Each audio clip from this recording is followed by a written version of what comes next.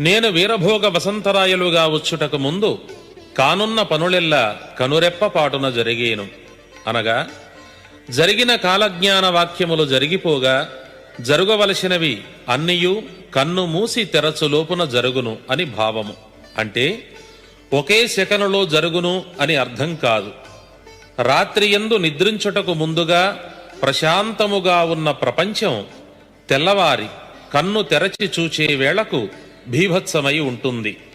ప్రతి ప్రళయము రాత్రియందుననే సంభవిస్తుంది అని అంతరార్థం.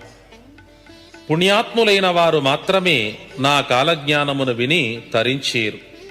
శ్రీ బ్రహ్మంగారి అనుగ్రహం మీకు సర్వదా కలుగుగాక.